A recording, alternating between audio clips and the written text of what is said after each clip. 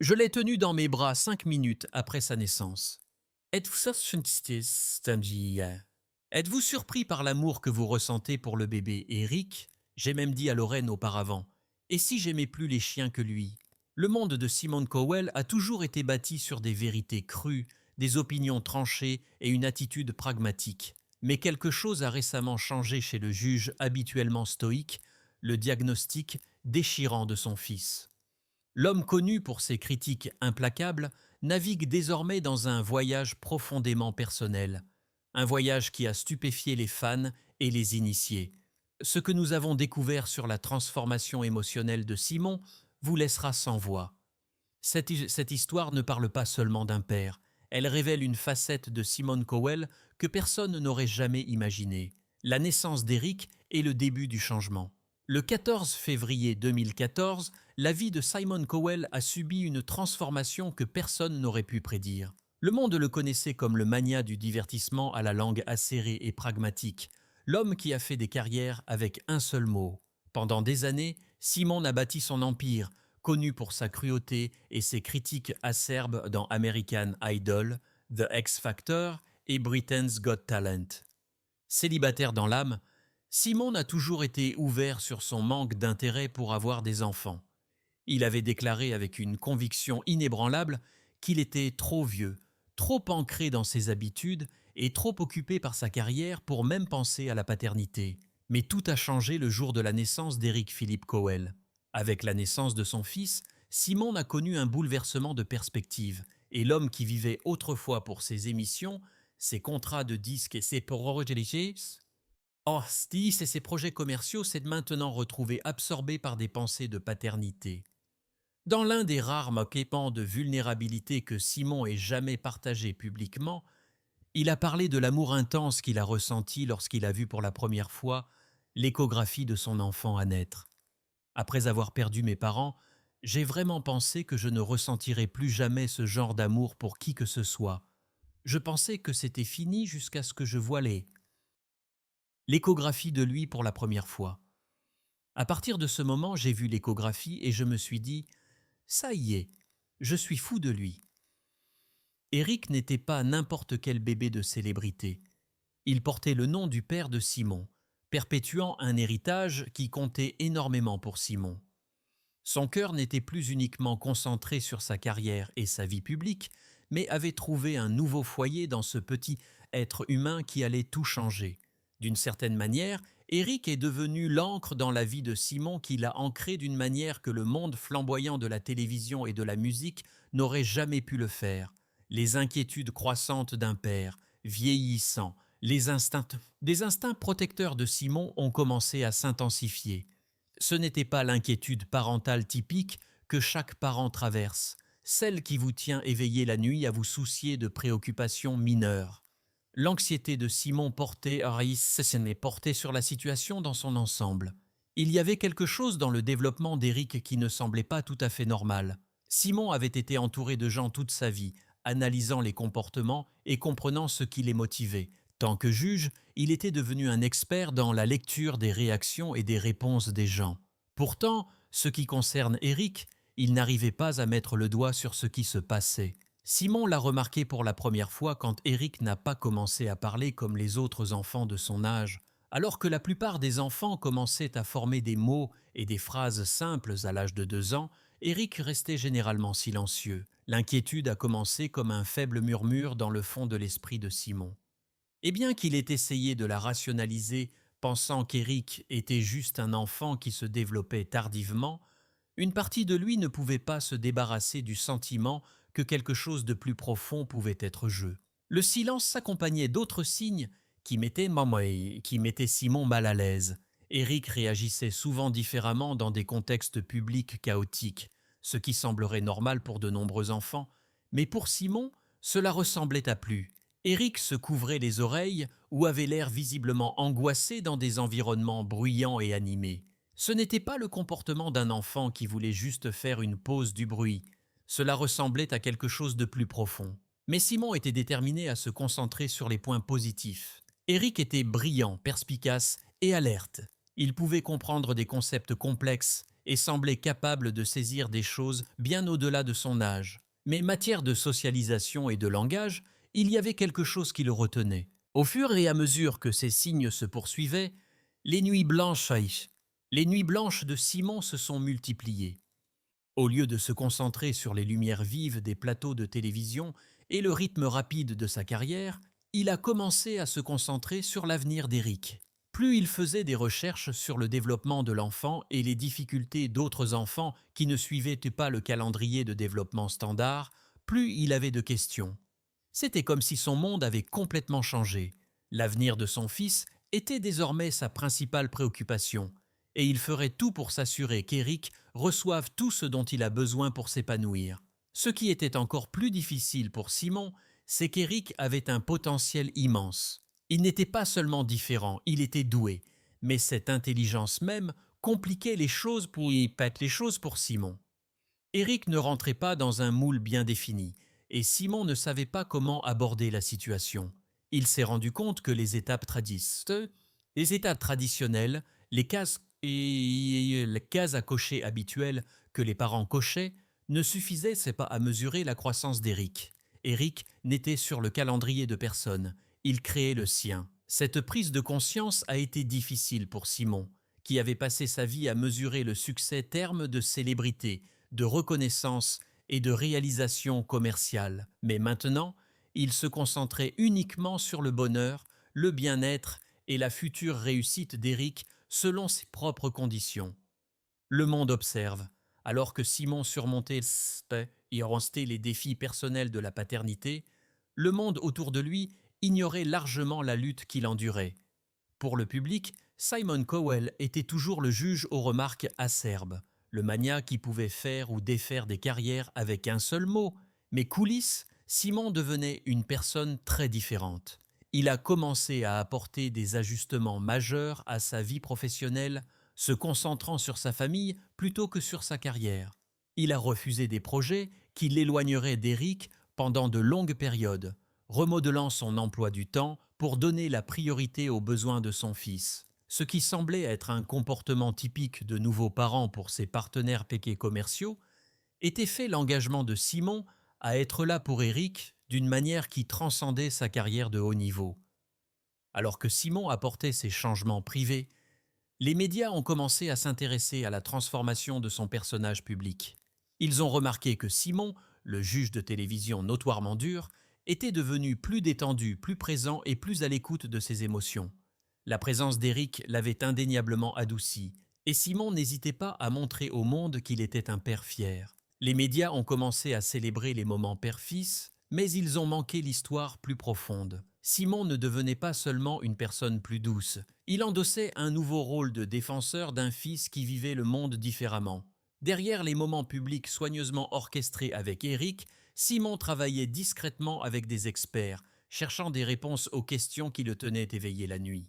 Il consultait des spécialistes de l'enfance, lisait des livres sur le développement de l'enfant et apprenait tout ce qu'il pouvait pour s'assurer que l'avenir d'Eric serait aussi brillant que possible. Même si Simon adaptait sa vie pour son fils, il savait que la route à venir serait difficile, non seulement pour Eric, mais aussi pour lui tant que père essayant de naviguer territoire inconnu. Le monde a peut-être vu Simon comme un magnat prospère, mais il apprenait maintenant que le succès ne se résumait pas au triomphe professionnel. Il s'agissait d'embrasser le voyage de la paternité, aussi incertain ou difficile soit-il. Le tournant lors de vacances famille apparemment parfaites 2017, le monde de Simon Cowell a été ébranlé d'une manière qui allait changer sa vie et sa relation avec son fils pour toujours. Ce qui aurait dû être une escapade relaxante s'est rapidement transformé en une série de moments révélateurs. Eric, alors âgé de 4 ans, avait toujours été sensible aux changements de routine.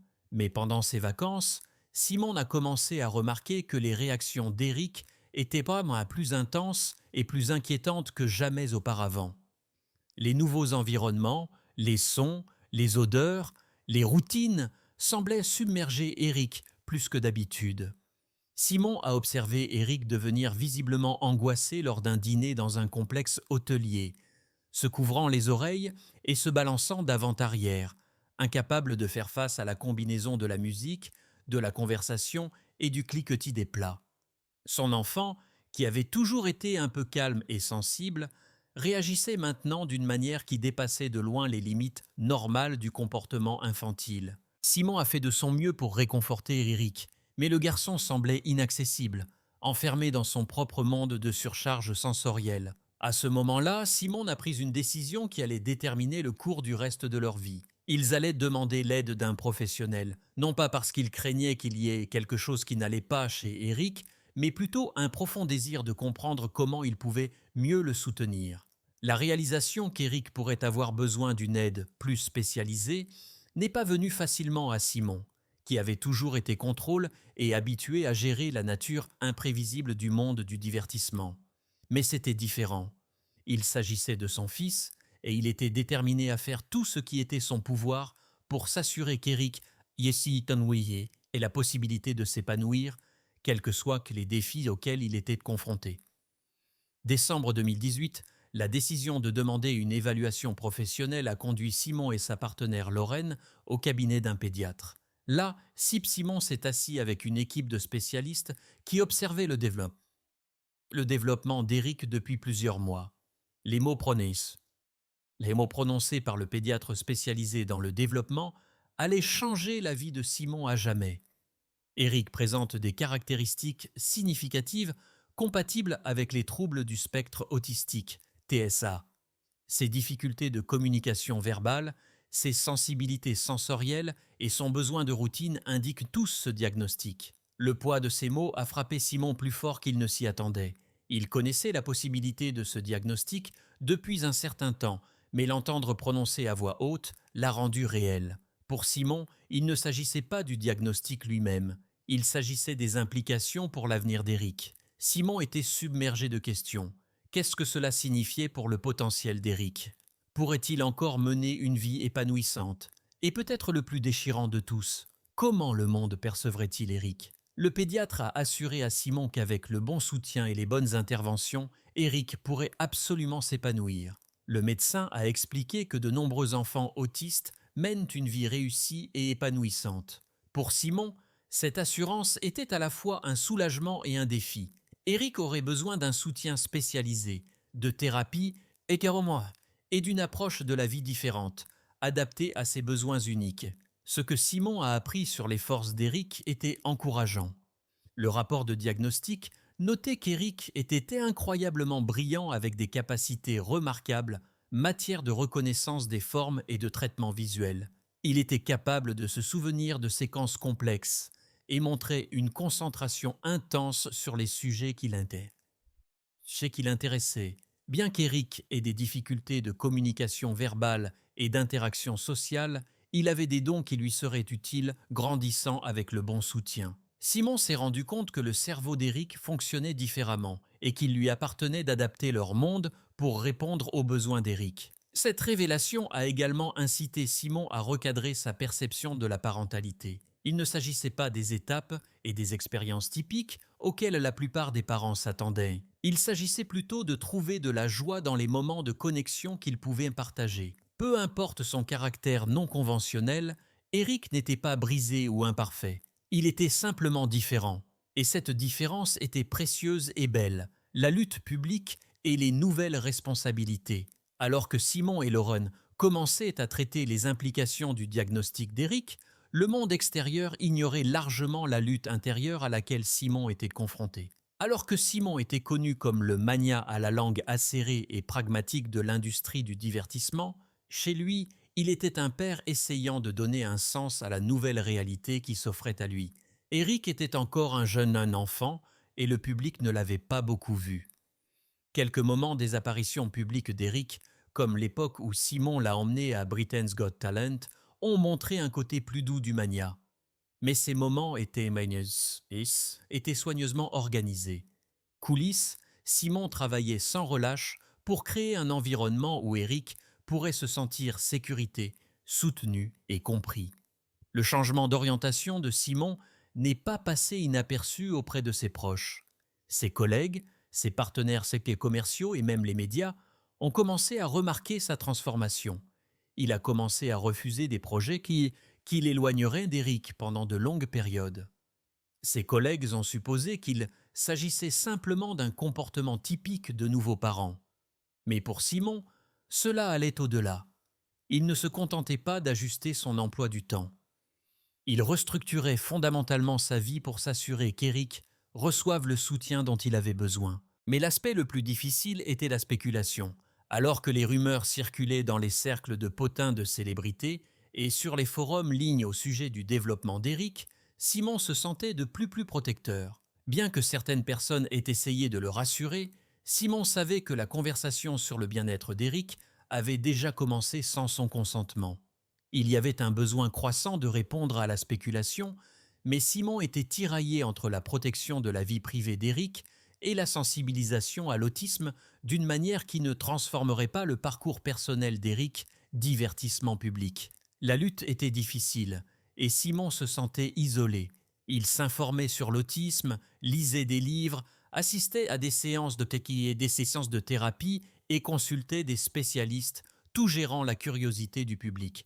Le poids de la le poids de la responsabilité était plutôt lourd. Chaque décision concernant la scolarité, la thérapie et la socialisation d'Eric semblait monumentale, et Simon savait que les choix qu'il ferait façonneraient l'avenir de son fils. Autant Simon voulait protéger Eric, autant il voulait le défendre et s'assurer que les autres comprenaient les défis auxquels son fils était confronté. Mais naviguer entre la vie privée et la défense n'était pas facile. La douleur de voir les gens mal comprendre Eric et le monde dans lequel il vivait était un rappel constant des difficultés auxquelles il serait confronté tant que famille. Plaidoyer et acceptation. Dans les mois qui ont suivi le diagnostic d'Eric, Simon a trouvé un nouveau sens à sa vie.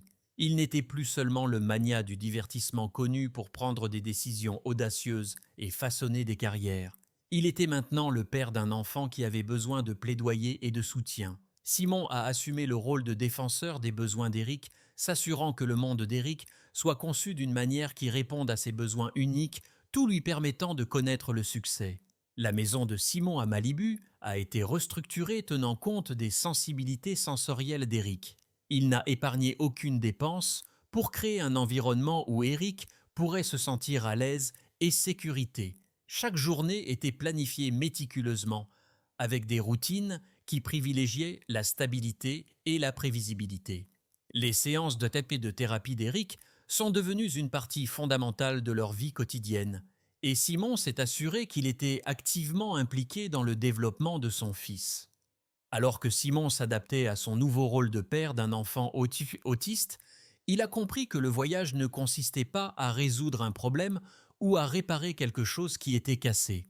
Il s'agissait d'accepter Eric pour ce qu'il était et d'embrasser la façon dont il voyait et interagissait avec le monde. Ce n'était pas toujours facile, et il y a eu des moments de deuil, mais l'amour de Simon pour Eric est resté inébranlable. La décision de Simon d'aborder publiquement l'autisme d'Eric a été un tournant dans son parcours de père. Bien qu'il ait été douloureux de partager leur lutte avec le monde, Simon savait que le faisant, il pourrait contribuer à briser la stigmatisation entourant l'autisme et à créer un environnement plus tolérant pour les familles comme la sienne. Grâce à sa propre vulnérabilité, Simon espérait encourager les autres à accepter les différences de leurs enfants, tout comme il avait appris à accepter celles d'Eric. Le diagnostic a changé le monde de Simon d'une manière qu'il n'aurait jamais pu imaginer. Mais cela l'a également rendu plus déterminé que jamais à donner à Eric l'avenir qu'il méritait. Eric n'était pas seulement son fils. Il était un rappel qu'il n'y a pas une seule bonne façon de vivre la vie et que parfois les leçons les plus précieuses viennent de l'acceptation des différences qui rendent chaque personne unique. La fuite et l'examen public. Tout a commencé lorsqu'un tabloïd a publié des photos d'Éric Train de vivre une surcharge sensorielle lors d'un événement public, accompagné de commentaires qui dénaturaient complètement ce qui se passait. Simone Cowell, qui protège son fils depuis longtemps, s'est rendu compte que rester silencieux n'était plus une option. La désinformation se répandait, et les médias avaient transformé un moment privé en spectacle public rempli de spéculations sur la santé et le développement d'Eric. Simon savait qu'il devait agir. Dans une déclaration publique soigneusement formulée, Il a confirmé le diagnostic d'autisme d'Eric et a souligné que son fils était un enfant joyeux et profondément aimé qui voyait simplement le monde différemment. Il a demandé le respect de la vie privée et la compassion, espérant protéger Eric d'un examen plus approfondi. La réponse a été rapide. De nombreux parents d'enfants autistes, défenseurs et fans ont offert leur soutien et leur appréciation pour l'honnêteté de Simon. Mais avec ce soutien est venue une attention médiatique implacable. Chaque mouvement d'Eric était analysé, son comportement décortiqué dans les gros titres. Pour Simon, c'était à la fois édifiant et épuisant. Bien qu'il ne puisse pas complètement retirer Eric des projecteurs, Simon a choisi d'utiliser sa plateforme pour sensibiliser le public. Il s'est associé à des organisations de défense de l'autisme, a promu la compréhension et a plaidé pour l'intervention précoce, déterminé à transformer une douloureuse violation de la vie privée une mission de changement, la lutte pour la vie privée et le plaidoyer. Dans les mois qui ont suivi le diagnostic d'Eric, Simon Cowell s'est retrouvé tiraillé entre la sensibilisation et la protection de la vie privée de son fils. Il s'est demandé dans quelle mesure il devait partager, sachant que les médias sensationnalisaient et souvent le parcours d'Eric au lieu de se concentrer sur le message plus large de la sensibilisation à l'autisme. Malgré ses efforts pour plaider faveur de la compréhension, Simon a vu Eric devenir un sujet de spéculation publique. Son histoire a été déformée par des étrangers qui ne le connaissaient pas.